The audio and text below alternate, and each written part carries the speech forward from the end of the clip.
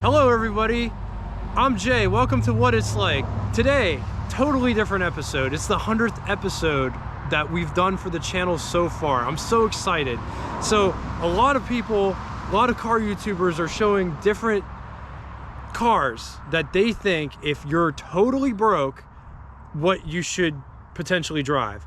I want to do my take on it. So if you're totally broke, in financial turmoil, I don't know, going through a divorce or whatever, just hit some bad times. It's really rough out there right now, and you can only afford one car. In my opinion, that car should be the minivan. Now hear me out. Before you click the button to go away, just hear me out. So this is my Honda Odyssey minivan, and I was totally against minivans. I did not want the soccer mom image. I've had this minivan for 5 years. I paid $1,800 for it 5 years ago. And honestly, it's probably one of the best cars I've ever owned. So I took this van to different environments to show you what it looks like in different aspects, different lightings. Like this is on the street. This one is my wife's favorite because this is where she really thinks the van belongs, is in the junkyard. I even took her approach as to taking a top-down view because that gets rid of any imperfections. Any girl can tell you that. But in every single picture, it still looks like a piece of crap. Before moving on, you saw all of the exterior cosmetics. I also want to tell you what you essentially get for $1,800, especially after having an $1,800 van 5 years later and it's still running. Just about every single light in the dashboard is on. Every Honda I've owned, except for this other Honda Odyssey van, had the check engine light on. I had a Civic that had the check engine light on. My check engine light's been on since day one. And to me, it seems like the old Hondas, they have that light so that you know the engine is present. The one day that the Civic engine light went off, it started running completely like trash. As soon as the light came back on, ran perfect. Also, this van also has options that were once taken for granted become optional as time goes on. For instance, the power steering system leaks so much power steering fluid, it becomes optional whether or not you want to fill it, because literally it costs you $5, $5 to $6, $7, $8, depending on what place you stop at, to get power steering fluid, because it only takes a specific type of power steering fluid. And the rack is pretty much trashed because I did this. You know, I'm broke. This is why I'm doing this video, because it will just go to manual steering or whatever. And when you put, and it's not good for the power steering rack. I am not telling you to do this. I'm just saying that if you're broke, it is possible to drive this van without power steering fluid. You will trash the rack like I did. And when you go to put power steering fluid in it again, it becomes overly twitchy. Another issue that has arose that one takes for granted is the key cylinder is starting to not recognize the key as I'm driving down the road. So one day I'm driving down the road, I'm going about 70 on the highway. Car just shuts off while it's in gear. So I stick it up into neutral and realize that you could save a whole lot of money if your car drove like this, because you're not putting out any emissions, you're not using any gas, and it would be like a super eco mode. So I tried it. All right, for maximum fuel economy out of this thing, the best approach to take, now I'm not telling you to do this because mileage may vary, and this thing has 255,000 miles on it. It's almost like it's almost a science experiment to see how long it's going to last. I've gotten 5 years out of it. Everything past this point is basically gravy. So I'm gonna get to the top of this hill. We're gonna go about 40 miles an hour. I'm gonna drop it into neutral and I'm going to shut it off. Okay, so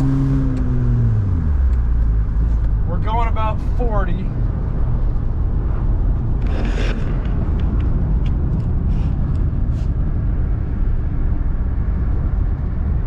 I'm in neutral right now.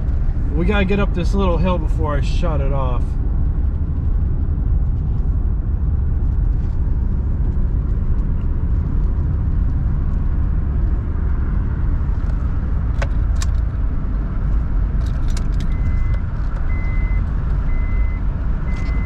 turned the key back on, so I still have steering, so the steering does not lock up on me.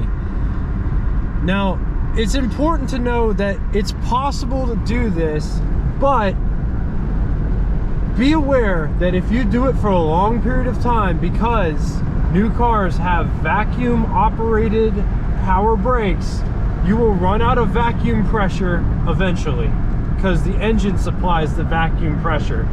Now, if car companies figured out a way to bring back the mechanical brakes, you don't have vacuum to stop. You will always have a way to stop. That's why I think sometimes the newer technology isn't as good as the older technology. Like with my truck, I don't do this with my truck, but I could, and I wouldn't have to worry about losing vacuum pressure. So, as you can see, all the lights are on. Plus, if you turn the key back on, you still get your speedometer. But this is ultimate eco mode, because you're not using a drop of gas. You're not using a single drop of gas. Very environmentally friendly, not putting out any emissions while doing that. I honestly think the start-stop technology is one of the stupidest things I have ever saw. They could make stop-start technology at the top of a hill and then use the inertia to coast down, not use a single drop of gasoline. There's trade-offs though. Like, you have to have enough common sense to know how to do it. You don't want to like over rev the engine and then shove it up into neutral. That won't be good for it. And I'm sure what I'm doing isn't good for it, but I've been driving this way with this van for 5 years now. The shutting off into neutral thing has been like the last year, because gas is $5 a gallon and I'm just trying to get as much out of it as I possibly can. Alright, so we're gonna get going about 40 miles an hour. I'm gonna put her in neutral and I'm gonna shut her off. So there's 40. There's neutral.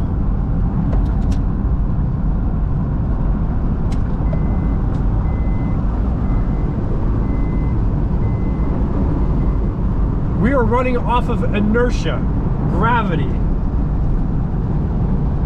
It's really funny. So I did this on the highway and I passed somebody in the slow lane. That's one of my biggest pet peeves. If you're in the passing lane, pass somebody. Don't sit there and just be a traffic blood clot, for lack of a better term. If you're gonna pass somebody, pass somebody. Don't just sit there. There's two things that really tick me off. That's one of them. The other one is don't turn out in front of me and then go 20 miles an hour slower than I was going. Those are my two biggest pet peeves. But yeah, I passed them while my car was shut off in the slow lane on the highway.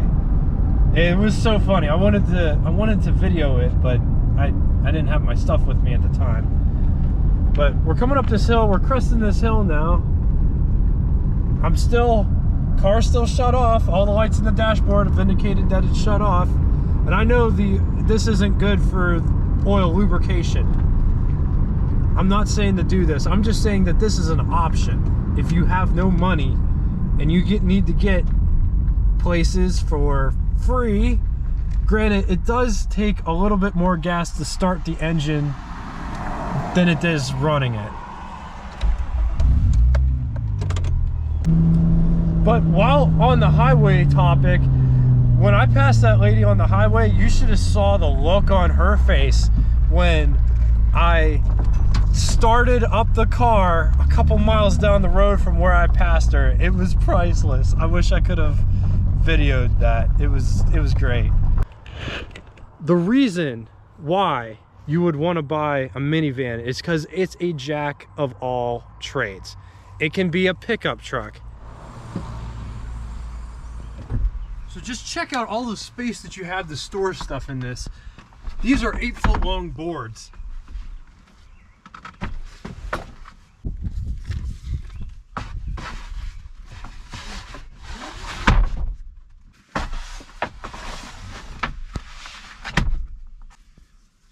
And watch this. You could shut the hatch.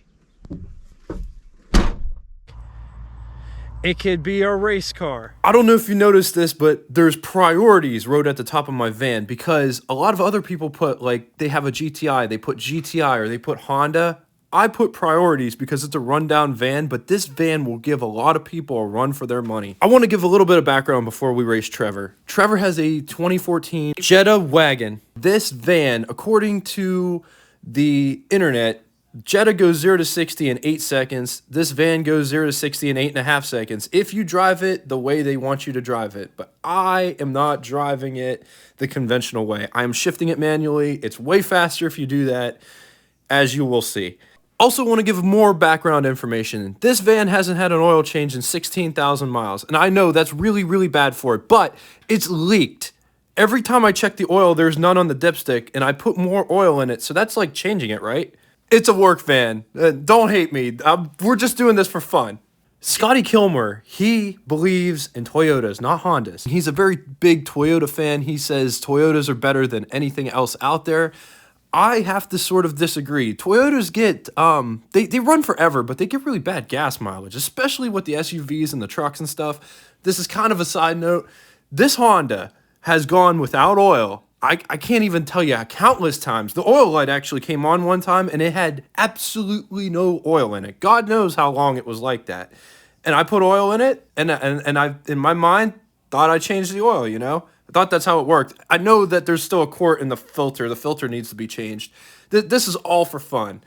And like I said, don't do any of what I'm doing because your mileage may vary. Your Honda might blow up. This is an old Honda. They make things better back then than they do now. So we've been driving around. I figured we'll pull out the dipstick here and see how much oil's on here. And as you can see, not enough. So we're gonna put some oil in here before we race Trevor because I really don't want to blow it up. It's almost become an experiment at this point of how long it can go before it desperately needs an oil change. Oh yeah, that's another thing. You have to put this in here the right way or it won't go in the hole. So, as you can see, only the best for my Honda.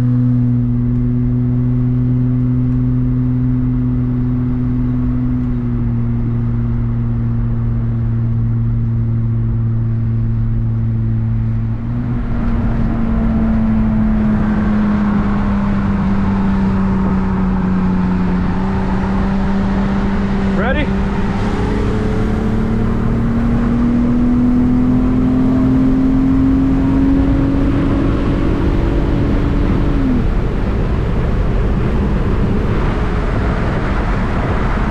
I'm in third!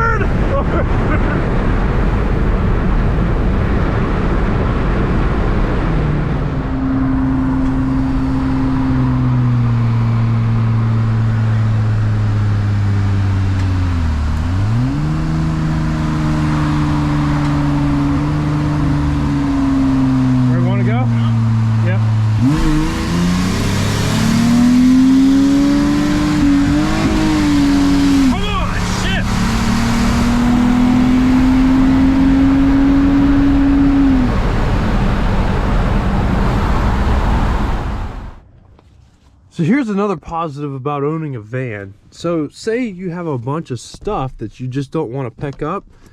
You could always just put a blanket over top of it. And it's almost like just shoving stuff under the rug. See how much more cleaner this is?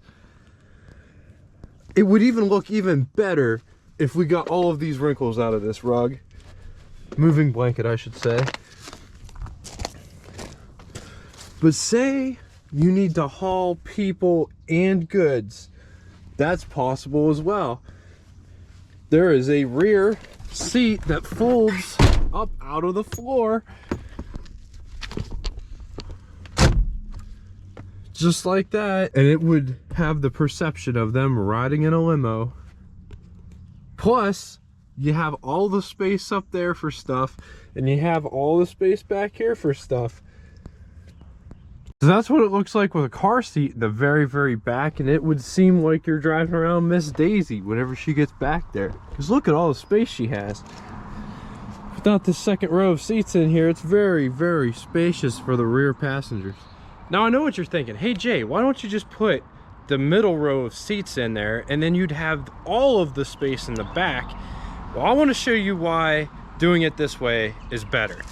So don't mind the junk that I purchased. If you have the car seat up here and you needed to haul big boards because you had to have 3 people or 4 people for that matter ride with you, you can put 8-foot boards past this seat and they come up to here. This is an 8-foot board of 3/4 inch cabinet grade sanded plywood.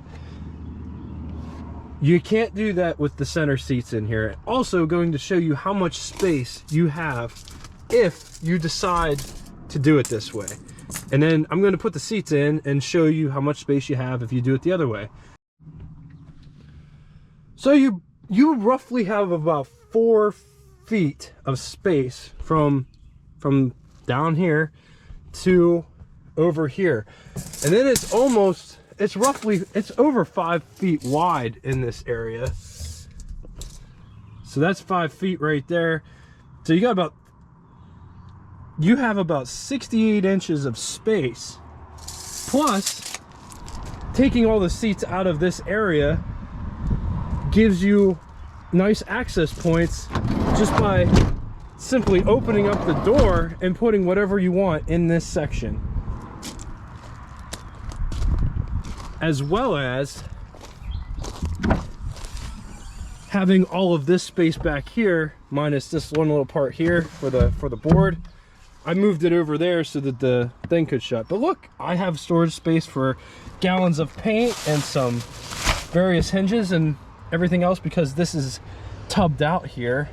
So you could fit lots of stuff here. Putting these seats in the van, they only go in one way. So right here, you want this side facing the door. I mean, realistically, you could put it in either way, but the track won't line up on the other side if you do it the other way. So then you make sure that all the debris is out of the holes that it goes into, and you put it on here.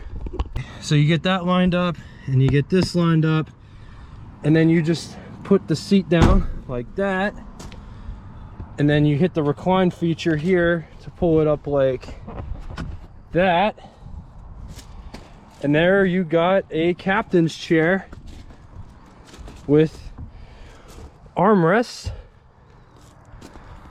Also, if you need to move up to give your rear seat occupants more room, that's a feature.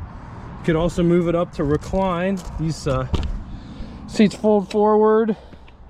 That would be a really uncomfortable seating position, in my opinion. Or you could fold it back like that. These armrests don't adjust though. We have a newer van that they're adjustable, so those armrests only stop in one position. So this van, you could haul 7 people comfortably. I don't know of any car that they produce nowadays that you can haul 7 people in it comfortably. So if you have a family, a van is definitely a good option.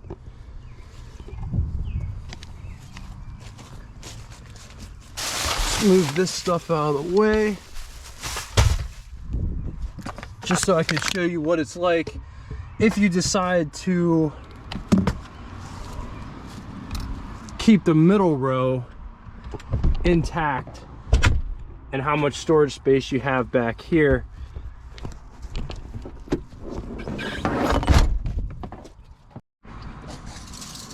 All right, so we're going from the back of the seat to the end here, and it's just over 5 feet. So you get the 5 feet back, but now watch this. So right here in the middle, only 4 feet wide. So that is your trade-off.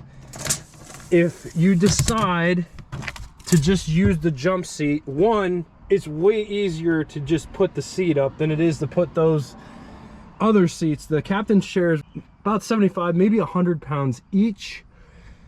So I just take them out, honestly. I just take them out and I use this seat if I'm going to transport people because it's so much easier. And the space that you have up there is 5 foot long, 4 foot deep, and you have access to it with the door sliding open. I'll show you this. So you could put the seat down on the passenger side if it's just you and use the dashboard and load up to 12 feet of stuff and still shut the hatch. 5 foot, 5.5 foot, 6 foot bed isn't going to do that. Plus, it's not going to get wet if it's raining outside. So just take that into consideration. Can load up to 12-foot long boards inside. But honestly, that's just me. I mean, I'm an outside the box kind of thinker. So the doors are on and I left the doors open. We're in Jeep Wrangler mode now. I'm gonna show you what happens. So you could drive around with that buzzer on, or you could just simply turn it off. You could just keep the doors on your van, and when you get sick of driving around with your doors open, or perception with the, you know, doors off of it or whatever, you could just simply close them. This makes this van the ultimate camera car. I shoot a lot of videos with John Kufleitner. Last couple, like 6 months, we've been doing videos together, and we use a van to do all the highway shots, all the cars like driving and stuff, because it gives you the perfect angles to shoot vehicles as you're moving just by sitting in the back and hanging out the window or whatever. Is it safe? No, not really, but you could still do it. Like, the guy I work with, he's like, you don't put a harness on or anything? And I was like, no, you just drive like a normal person and I won't fall out of the car. Don't gun it fast, don't take really tight turns, and I'll be fine. So here's what it looks like with the doors in the Jeep stance, I guess. I mean, doesn't that look so much cooler with the doors open like that? Plus, with this, instead of a Jeep, you just push a button and the door's shut. Whereas with a Jeep, you have to take the doors back out of wherever you store them and put them back on the car. This is way more practical than that. Shut the car off because we're almost out of gas. All right, so now the car is in eco mode. It's actually in the most environmentally friendly mode that it has, in the off position. So let's talk about this for a second. This door is no longer powered because I was in Washington, PA. This happened in the wintertime of last year, and I have a furniture business, and somebody decided to hit this door as it was open. They took the whole door completely off. I had to pick the door up and put it inside here. The seat was loaded into the floor, so it fit in there perfectly. And my drive home is about an hour and a half from Washington, PA. The whole drive home, people were flashing me with their lights. They were saying, hey, your door came off. And I'm like, no crap. Like, that's really hard to not notice that you don't have a door on your car. But I couldn't shut it or anything. Insurance asked me what they wanted to do, if I wanted to total this van or if I wanted to fix it. And I was like, I just want you to fix it. It's like, cause cars were really expensive during that period in time, and you never know whose problem you're buying. This van has lots of issues, don't get me wrong, but I know of the issues that it has. If I bought another vehicle, you never know what problems you're going to run into. All right, if you're still with me after all of these shenanigans, let's recap. Reasons why I think the van should be at the top of your short list if you have no money but you need a vehicle, reliable transportation from point A to point B. Now, this isn't a Cadillac, Eldorado, or anything crazy like that, but I will say that this has the best air conditioning system of any car that I've ever owned, and I've owned 30 different cars. I've owned Lincolns. My mom has had Cadillacs, and she has a Mercedes-Benz. I personally don't like Mercedes-Benz. I think that they're endless money pits, and I think that they're overpriced piles, but that's just me. And if you want to spend $150 for an oil change, buy a Mercedes-Benz. If you want to spend $20 for an oil change, buy a crappy minivan, especially Honda minivans. I love Hondas. They run forever, and they're very forgiving, especially if you neglect on the maintenance. I'm not saying to run the oil completely out and run it dry, but I have, and it didn't blow up. There's another YouTuber out there that ran a Honda for 20 minutes at full throttle, and it didn't blow up. It didn't blow up until he put rocks down inside the valve covers. Then it blew up. But that's to be expected. Any car would blow up after that. Let's talk real quick. Van versus truck. Vans are cheaper to buy. You could get, like I said, I bought this Honda Odyssey 5 years ago for $1,800. You can still get a 2001 Honda Odyssey for around $1,800, even with this inflated market. You can't get a truck for that. You might be able to find like a Ford Ranger or something like that, but there's always going to be some sort of trade-off that you, like, major compromise. Like, oh, it needs a new engine, or needs a new transmission, or differential's bad, or U-joints are bad, or something's wrong with it, and that's why it's so cheap. Trucks aren't cheap. I just showed you that you could put 12 feet of whatever in the passenger side of the van if it's just you driving down the road. Now, granted, you're limited to how many boards you can fit there, but even the fact that you could fit any at all, you can't do that with a small truck. I'm sorry, you can't do that with a Maverick, you can't do that with a Ranger, you can't do that with any truck. Also, they are cheaper to run. They are cheap because they get better gas mileage on average. They are cheaper to insure. Trucks are usually more money to insure than a minivan. And they are also cheaper to tag. License plates for trucks are expensive. The one that I have to put on my truck every year costs me $300. I don't pay $300 to drive my van for a year. I don't know what it is off the top of my head. I think it's like $80 or something like that, but $300 for my truck. Doing this episode has inspired me. I want to do a this versus that episode. This Honda Odyssey van versus a Jeep Wrangler. And we could even take it off-road. I really don't care. It would be really funny to see that this van could go toe-to-toe with a Jeep Wrangler. I mean, we've already showed that the doors, you could have the impression that the doors are taken off, and whenever you're done driving around like that, you could just push a button or slide the door shut on the one side because it doesn't work on the one side. But definitely more reliable than a Jeep. I see more Jeeps on the side of the road. Now, they could be just hunting in the woods, but my thought process is if they have a piece of clothing hanging out the side of it, they're broke down. Lots of Jeeps on the side of the road. But that's just me. I'm not a huge Jeep fan. I'm not hating on you if you are.